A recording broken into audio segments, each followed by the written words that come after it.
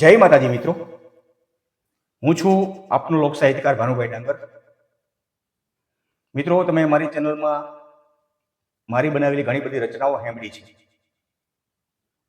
મારા મોઢેથી તમે લોક સાહિત્યની વાતો પણ સાંભળી હશે. મારા મોઢેથી તમે ભજન, લોકગીત, ગરબા, દુહા, છંદ આ બધું સાંભળ્યું હશે. પણ આજે આપની સમક્ષ એક એવો વિડીયો રજૂ કરવો છે, એ સાંભળીને કદાચ તમને એમ થશે કે આજે ગાડી ઊંધા પાટે ચડી ગઈ છે. પણ ના ના, ગાડી બરાબર જાય છે, ઊંધા પાટે જરાય નથી ચડી. પણ જેમણે આ જગતને કાંઈક આપ્યું છે એમની પ્રશંસા કરવી, એમના વિશે બે શબ્દો સારા બોલવા, એ પણ સાહિત્યનો જ એક ભાગ છે. તો આજે આપણે જેમના જીવન ચરિત્ર વિશે વાત કરવી છે એ છે ભારત દેશના એક એવા અભિનેતા કે જેણે દાયકાઓ સુધી આ દેશમાં સુપરસ્ટાર પદે રહ્યા છે. હજી પણ એ સુપરસ્ટાર જ છે અને એનું નામ છે અમિતાભ બચ્ચન. તો આજે આપણે અમિતાભ બચ્ચનના જીવન ચરિત્ર વિશે વાત કરવી છે.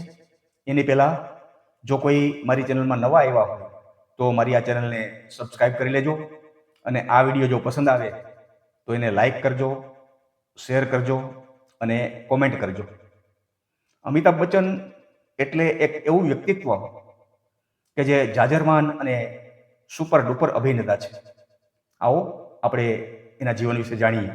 મિત્રો, અમિતાભ બચ્ચન એટલે એક એવા સુપરસ્ટાર કે એમના વગરની આપણે બોલિવૂડની ફિલ્મી દુનિયાની કલ્પના જ ન કરી શકીએ. આવા અમિતાભ બચ્ચનનો જન્મ તારીખ 11/10/1942 પ્રયાગરાજમાં થયો હતો. એમના પિતાનું નામ હરિવંશરાય બચ્ચન હતું અને તેઓ ખૂબ ઊંચા ગજાના કવિ હતા. અને એમના માતાનું નામ તેજી બચ્ચન હતું. એમના ભાઈનું નામ અજિતાભ બચ્ચન છે અને અમિતાભ બચ્ચનના પત્નીનું નામ જયા બચ્ચન છે. તેઓ પણ ફિલ્મી દુનિયામાં હિરોઈન તરીકે કામ કરી ચૂક્યા છે. એ વખતે એમનું નામ જયા બહાદુરી હતું. અમિતાભ બચ્ચનની દીકરીનું નામ છે શ્વેતા નંદા અને દીકરાનું નામ છે અભિષેક બચ્ચન. તે પણ ફિલ્મી હીરો છે અને એમણે વિશ્વ સુંદરી ઐશ્વર્યા રાયની સાથે લગ્ન કર્યા છે. અભિષેકને પણ એક દીકરી છે અને એનું નામ છે આરાધ્યા.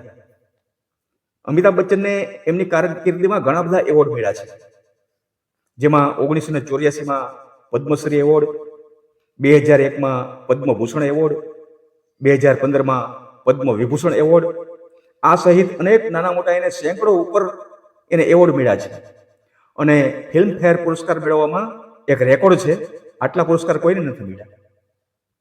અભિનયની ઉપરાંત તેઓ પાર્શ્વ ગાયક, ખૂબ જ સારા ગાયક છે. એનો અવાજ કેવો ઘેઘૂર છે. તેમજ ફિલ્મ નિર્માતા, ટેલિવિઝન પ્રેઝન્ટેટર, આવી ઘણી બધી ભૂમિકા એને ભજવી છે. અને રાજકીય ક્ષેત્રે પણ તેઓ ફરજ બજાવી ચૂક્યા છે. એમાં 1984 થી 1987 સુધી તેઓ પ્રયાગરાજની સીટ ઉપરથી સાંસદ તરીકે ચૂંટાયા હતા. તો હવે આપણે જોઈએ એના પ્રારંભિક જીવન વિશે કેટલીક વાતો. ઉત્તર પ્રદેશમાં અલ્હાબાદમાં જન્મેલા અમિતાભ બચ્ચન કાયસ્થ જાતિના છે. એમની અટક શ્રીવાસ્તવ છે, પણ એમના પિતાજી હિન્દી સાહિત્ય જગતમાં સારા એવા કવિ હતા. એ પોતાના કાવ્યમાં ઉપનામ તરીકે બચ્ચન લખતા હતા.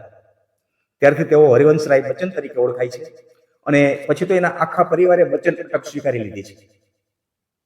અમિતાભ બચ્ચનના માતા તેજી બચ્ચન છે. તેઓ શીખ પરિવારમાંથી આવે છે. અમિતાભનું બાળપણનું નામ ઇન્કલાબ હતું, કારણ કે એ વખતે આઝાદીની ચળવળમાં બધા સૂત્રો બોલતા હતા, ઇન્કલાબ જિંદાબાદ, ઇન્કલાબ જિંદાબાદ. એટલે ઇન્કલાબનો ક્રેઝ ખૂબ હોવાથી એનું નામ ઇન્કલાબ રાખ્યું હતું અને પછીથી એનું નામ અમિત રાખવામાં આવ્યું. તેઓએ અલ્હાબાદની બોય હાઈસ્કૂલમાં અને નૈનીતાલની શેરવુડ કોલેજમાં અભ્યાસ કર્યો છે, જે કલા ક્ષેત્રે જાણીતી સ્કૂલ છે. તેમણે વિજ્ઞાનમાં સ્નાતકની પદવી મેળવી છે અને અભ્યાસ પૂરો કર્યા બાદ કલકત્તામાં શિપિંગ બર્ડ કંપનીમાં બ્રોકરની નોકરી કરી હતી. અને 1973માં જયા બહાદુરીની સાથે બંગાળી વિધિથી એણે લગ્ન કર્યા હતા. 1969માં એમની પહેલી ફિલ્મ સાત હિન્દુસ્તાની આવી હતી, જેમાં તેને શ્રેષ્ઠ નવોદિત કલાકારનો એવોર્ડ મળ્યો હતો. શ્રી બચ્ચન સાહેબે 1971માં પરવાના ફિલ્મમાં યોગિતા બાલી અને ઓમ પ્રકાશની સાથે કામ કર્યું હતું, પણ એ ફિલ્મ ફ્લોપ રહી હતી.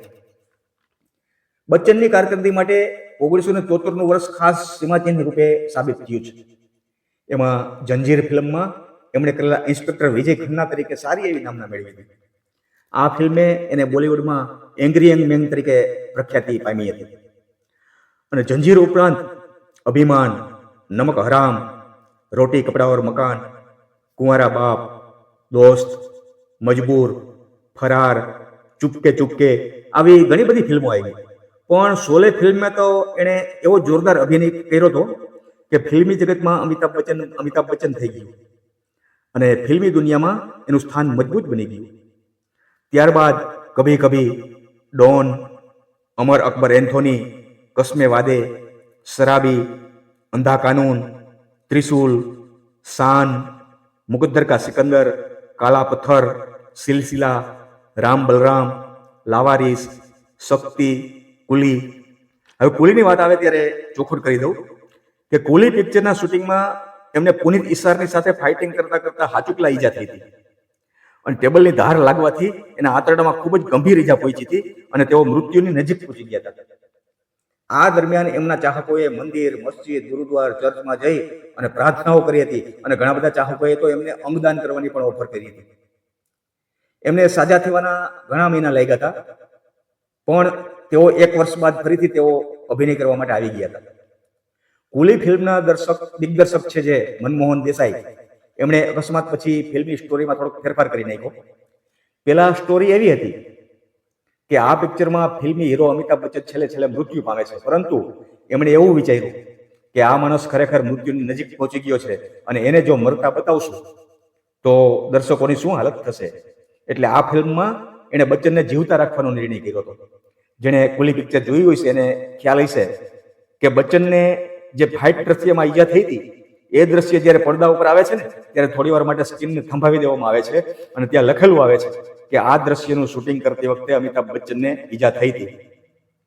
અમિતાભ બચ્ચન એટલે ખરેખર મહાનાયક કહેવાય. 1984માં એમણે રાજકારણમાં પ્રવેશ કર્યો હતો અને પ્રયાગરાજની સીટ ઉપરથી યુપીના ભૂતપૂર્વ મુખ્યમંત્રી બહુગુણાની સામે 68% જંગી બહુમતીથી એ સાંસદ બન્યા હતા. પણ એમની રાજકીય કારકિર્દી ખૂબ જ ટૂંકી રહી, કારણ કે આ તો કલાકાર જીવડો હતો ને.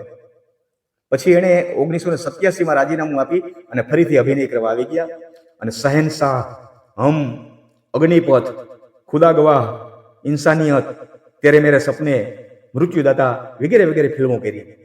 અને ત્યારબાદ એમણે પોતાની કંપની ABCL એટલે કે અમિતાભ બચ્ચન કોર્પોરેશન લિમિટેડની સ્થાપના કરી અને એના નેજા હેઠળ એણે 1996માં મિસ વર્લ્ડની સ્પર્ધા ગોઠવી. એમાં એણે કરોડો રૂપિયા ગુમાવ્યા અને પછી તો તેઓ ખૂબ જ દેણામાં આવી ગયા અને પોતાના બંગલાઓ, પ્રતીક્ષા અને જલસાને પણ એણે વેચવાની તૈયારી કરી હતી. પણ એમના અમુક મિત્રોએ એમને વેચવાની ના પાડી અને ફરીથી અભિનય ક્ષેત્રે એણે ઝંપલાવી અને બડે મિયાં, છોટે મિયાં, સૂર્યવંશમ, લાલ બાદશાહ વગેરે ફિલ્મો કરી. પણ નસીબ જ્યારે પાછળ હોય ને ત્યારે બધું પાછળ રહી છે. આ બધી ફિલ્મો નિષ્ફળ ગઈ, પણ છતાં તેઓ હિંમત નહોતા હાર્યા. ત્યારબાદ એમણે એક વખત એમને વિચાર આવ્યો કે અત્યારે બ્રિટનમાં જે ટેલિવિઝન શો ચાલે છે, હુ વેટ્સ ટુ બી અ મિલિયોનર, આને ભારતમાં આપણે હિન્દીમાં રજૂ કરીએ તો સફળતા મળશે. એટલે એણે એ ગેમ શોને નામ આપ્યું કોન બનેગા કરોડપતિ. અને પછી તો આપ બધા જાણો છો કે એનો સિતારો એવો તો ચમકી ગયો કે તેઓ કર્જ મુક્ત ઉપરાંત અબજોપતિ થઈ ગયા. અને હાલમાં 83 વર્ષની ઉંમરે પણ તેઓ અત્યારથી જે યંગ પેઢી છે અત્યારની એને પણ શરમાવે ને એવી બમણી શક્તિથી એ હજી 12 કલાક સુધી કામ કરે છે. અને મહાનાયક નહીં તો બીજું શું કહેવાય. તો મિત્રો, બચ્ચન સાહેબ વિશે તો આપણે જેટલી વાતો કરીએ ને એટલી ઓછી પડે, પણ સમય મર્યાદાને કારણે આપણે આ વાતને અહીં ટૂંકાવીએ અને બીજા વિડીયોમાં બીજા કોઈ મહાનુભાવની વાતો લઈ અને આપણે ફરીવાર મળશું. જય માતાજી, જય હિન્દ.